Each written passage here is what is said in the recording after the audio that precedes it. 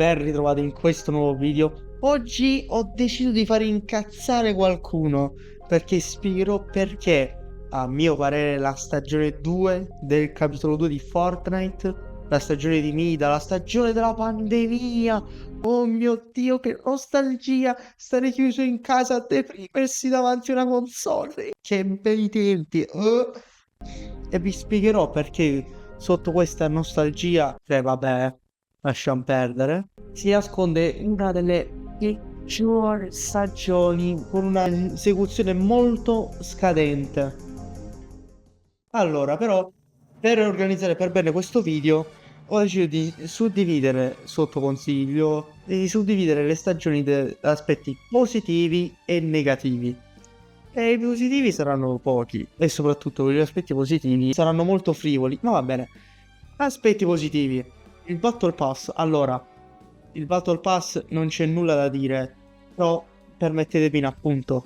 Nei Battle Pass c'è molto poco di soggettivo su cui argomentare perché, ok, ammettiamola una cosa.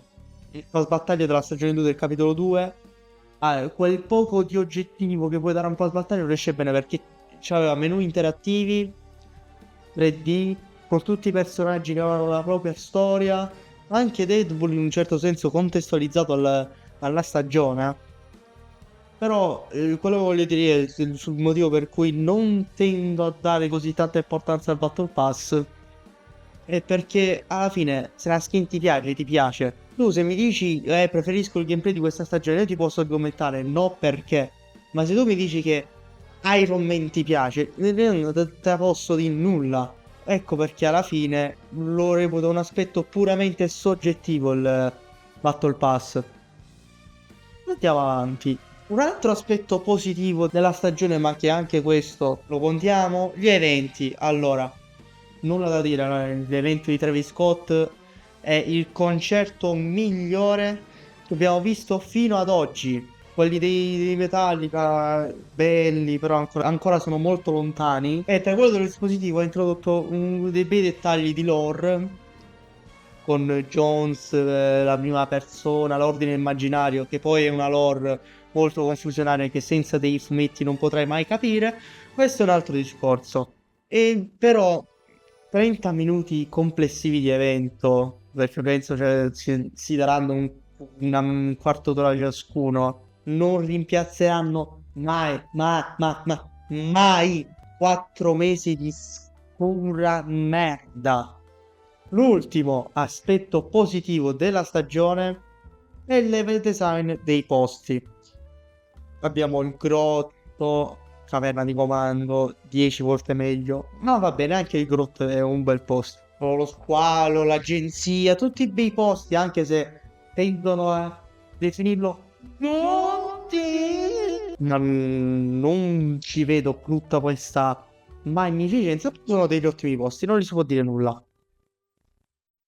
Adesso iniziamo a parlare degli aspetti negativi della stagione. La mappa, la mappa, la mappa, la mappa. Che dire della mappa? A me quella del capitolo 2 penso sia la peggiore a livello di level design. A livello di level design se la combattono tra il capitolo 4 e il capitolo 5, ma a livello di level design... Vabbè, non c'è dubbio sulla mia mente. Colline vuote.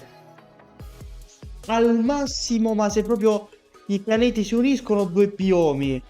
I cambiamenti in mappa che ci sono e poi se ne vanno la stagione successiva. È un level design vuoto, piatto, con le colline, i prati, i campi di golf tra una città e l'altra. Credo che chi dice che questa è la miglior mappa in assoluto c'ha solo Fortnite come riferimento, perché non è l'unica cosa. È iniziato nel capitolo 2 e ha soltanto Fortnite come punto di riferimento, perché neanche tenendo come punto di riferimento Fortnite, anche quella del capitolo 3 non era male. Quelle del capitolo 4 e 5, pur se hanno quel problema di art design, hanno un buon level design. E poi ovviamente penso che se è stato durante il capitolo 4 hai comunque giocato la stagione OG e quindi hai visto com'era la mappa OG, bella, perfetta. Hanno perfetto, il perfetto assoluto non esiste. E questa è la mappa.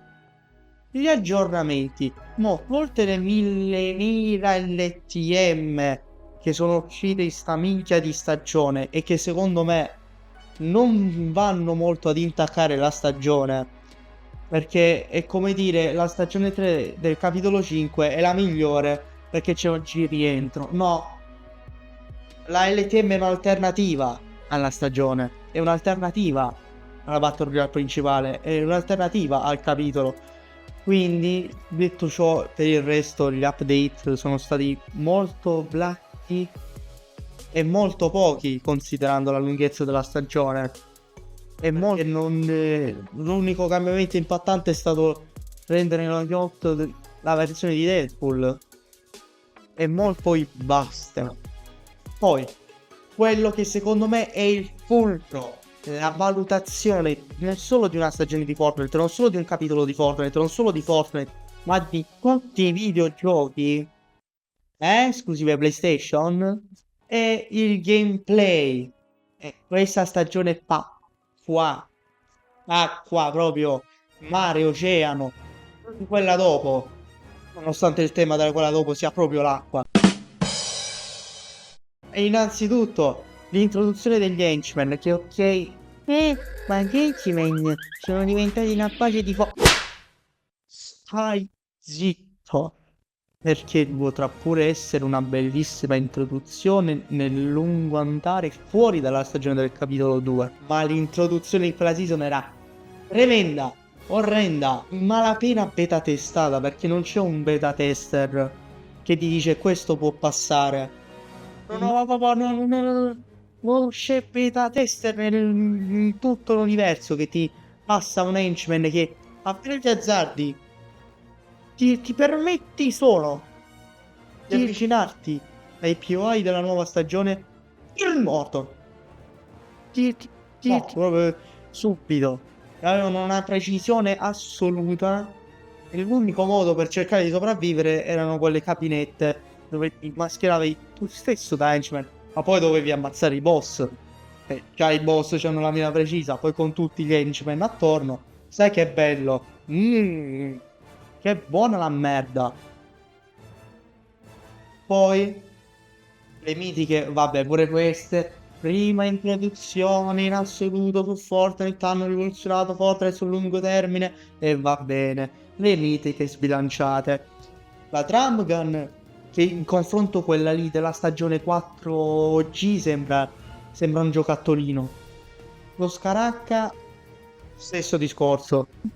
Anche qui, prima introduzione e non è che mi faceva così tanto impazzire.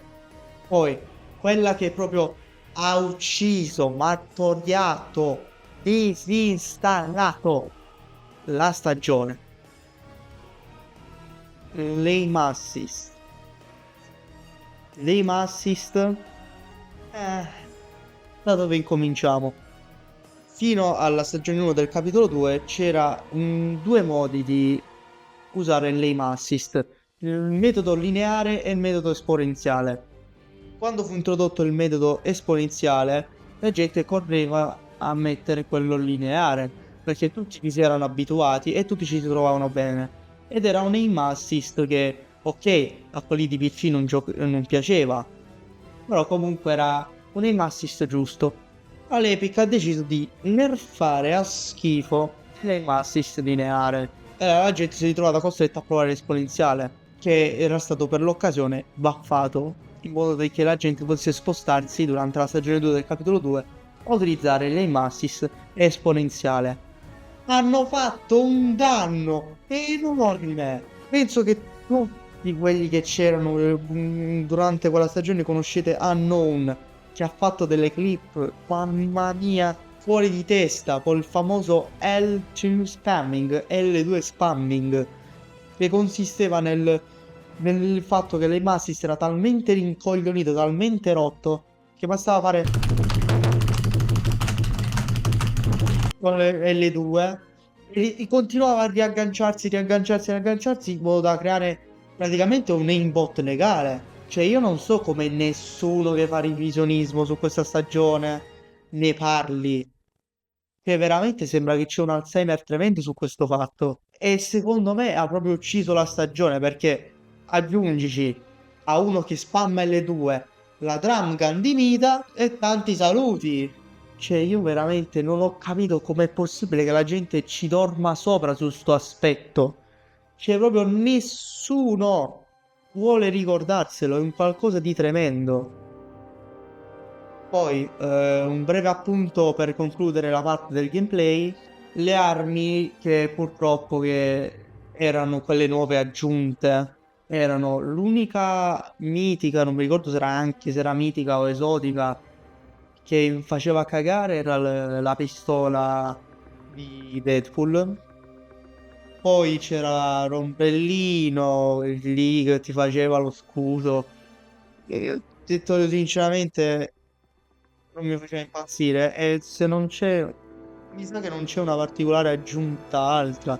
Perché purtroppo un altro difetto del capitolo 2 è che si basa maggiormente sul loot di Fortnite OG. Che vabbè, adesso con il bullet drop del capitolo 5 sogneremo per un qualcosa del genere, ma ai tempi, considerando che era la prima volta che si faceva un nuovo capitolo di Fortnite, restituiva davvero la sensazione che c'era poco budget dietro al capitolo 2. E poi, dulcis in fundo, il difetto definitivo della stagione 2 del capitolo 2 è la lunghezza. Qual è il problema della lunghezza della stagione? Beh, dura 118 giorni, soltanto 10 giorni di differenza con la stagione più lunga in assoluto, e cioè la 1 del capitolo 2. E vabbè, la pandemia, bla bla bla bla bla bla bla bla bla. Non mi interessa il perché, mi interessa solo il prodotto finale. E il prodotto finale non mi piaceva manco per il cazzo, perché considerando che gli update erano pochi, perché non è un problema la lunghezza in sé, pure la stagione 1 del capitolo 3 durata sui 105 giorni, ma c'erano un sacco di update che poi comunque erano andati a scemare con le Wild Weeks, però comunque sempre un aggiornamento costante, c'era sempre qualcosa da guardare in questi 105 giorni, mentre 118 giorni di solo LTM, di poco di significativo. Prima di chiudere, volevo far notare una cosa. Adesso, per la stagione OG del capitolo 5, riporteranno le prime 3 stagioni del capitolo 2, che come ben sapete dal video della mia tier list, e specialmente sulla stagione 2 con questo video, non mi sono piaciute per nulla. Ma forse potrebbe piacermi ugualmente. Vi spiego il perché. Il difetto, vabbè, penso che la season 3 sia salvabile, che proprio non mi piace l'acqua nei videogiochi, ma va bene. La stagione 1 è una stagione base e quindi il fatto che duri solo una settimana va bene. Questa stagione qua, durante gli anni, le miniche sono state nerfate, gli henchman sono stati bilanciati, pure questa durerebbe di meno. Effettivamente ci potrebbe essere una possibilità, se lasciano henchmen e mitiche come sono adesso, potrebbe piacermi lo stesso OG2. Ovviamente OG2 se è soltanto un nome fan-made, dovremmo aspettare Epic per capire quale sarà il vero nome di questa stagione, perché OG vuol dire original, quindi non penso che di originale ce n'è uno solo. Quindi penso sarà retro o revisited. Non sarà. Non riuseranno OG secondo me. Poi vi posso sbagliare. E ovviamente col fatto che gli henchman sono aggiustati, le mitiche sono aggiustate, le aim assist ci stanno riprovando in questa stagione, ma con l'intelligenza artificiale a fare un aim assist human-like, ma ancora stanno molto alla frutta. Addirittura certa gente sta iniziando a lamentarsi che sembra che non ci sia l'aim assist, rendetevi conto. E visto appunto il bullet drop del capitolo 5, mi va anche bene che ci sia il loot pool OG. Quindi sotto queste condizioni la stagione OG potrebbe piacermi, ma scoprirò soltanto quando ci sarà la stagione OG del capitolo 2. Detto ciò, questa è la conclusione del video. Questi sono i motivi per cui secondo me tutta questa nostalgia improvvisa, questa amnesia di gruppo sulla stagione 2 del capitolo 2 mi sembra strana. Ovviamente il mio obiettivo del video non è cagare in testa a chi l'ha apprezzata fin da subito. E anzi, se avete qualcosa da dire, io sono apertissimo al dialogo nei commenti. Ovviamente con toni pacifici. Se vi è piaciuto, iscrivetevi, lasciate like e condividete. E noi ci vedremo alla prossima.